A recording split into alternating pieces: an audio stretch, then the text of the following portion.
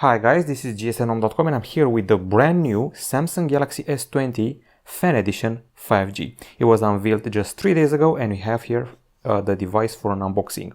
So there are two versions of it. There is the 4G one and this is the 5G one, which has better specs because it has a Snapdragon CPU, not the criticized Exynos 990. Okay, so this is the handset. We have it in the hue which is called Cloud Navy. Basically it's a sort of blue, a school uniform blue, and this is a polycarbonate back. Now the camera module is pretty similar to what we saw on the Galaxy Note 20 in design. Now it's quite pricey for a spiritual successor of the Galaxy S10 Lite at around $750. For the 5G version at least. The 4G one is a bit cheaper. Now let's see everything available inside the box, because it's an unboxing after all. Okay, so first of all we got this envelope here, which holds the metal key used to access the slots, and also holds the manuals, instruction and quick start guide and all of those. Okay, so this device was unveiled on September 23rd. It's still rather fresh, and let's see what else we have here.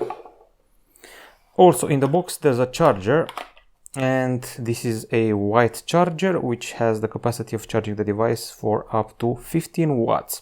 Now the phone itself is capable of charging at around 25 watts, but you need a separate accessory for that. USB-A connector, by the way.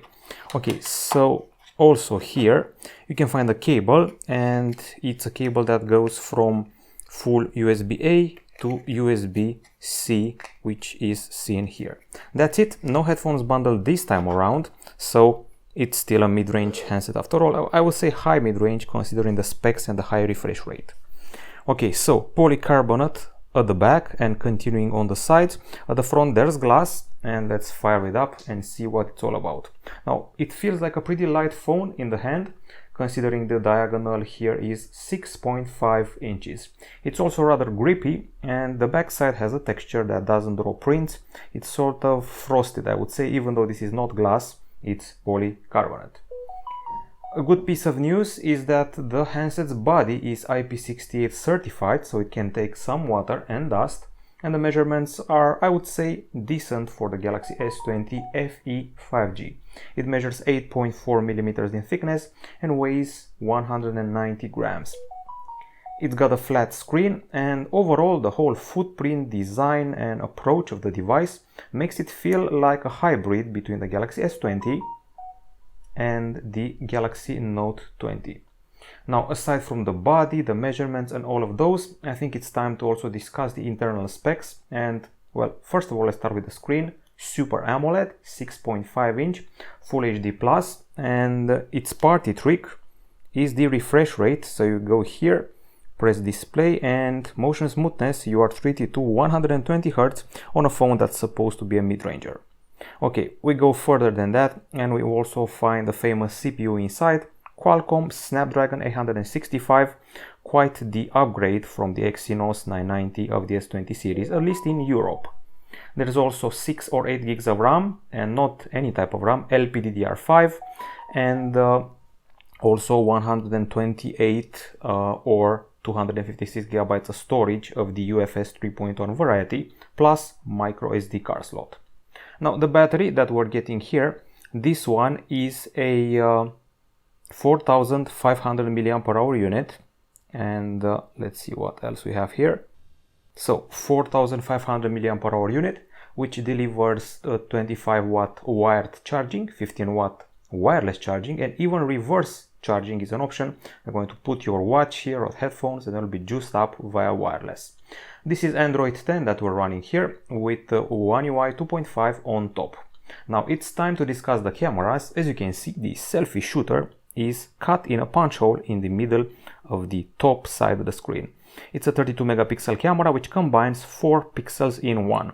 Also, side note, the bezels are quite thick for this phone, but they're quite symmetrical. The chin is a bit thick, but not in an exaggerated fashion. We were in the camera department, so let's switch to the back. This definitely looks like the module of the Galaxy Note 20, at least in design. So we have a combo of 2 12 megapixel cameras and 1 8 megapixel shooter. The main camera is a 12 megapixel optical image stabilization enabled cam with dual pixel phase detection autofocus and f1.8 aperture. There's an ultra-wide 12 megapixel shooter plus an 8 megapixel telephoto camera with probably the surprise of this optical setup, 3x optical zoom and 30x space zoom as they call it. We also have an LED flash and the promise of 4K video. The front camera is also supposed to offer you some sort of 4K, but I'll see about that. Okay, so once again, there are two versions of the phone, 4G, which is cheaper and has Exynos, and 5G, which I'm holding in my hand right now with a powerful Snapdragon.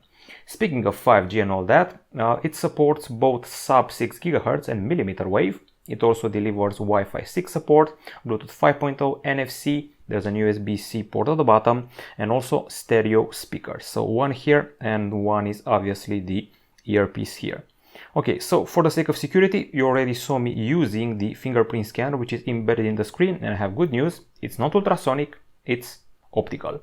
Aside from that, if you go to the camera interface, you'll find that it's pretty similar to what we saw on the Galaxy S20 and the Note 20. So we got your single take here, got a photo mode with the choice of the 3 cameras at the back side, and also with levels of zoom, which is always important.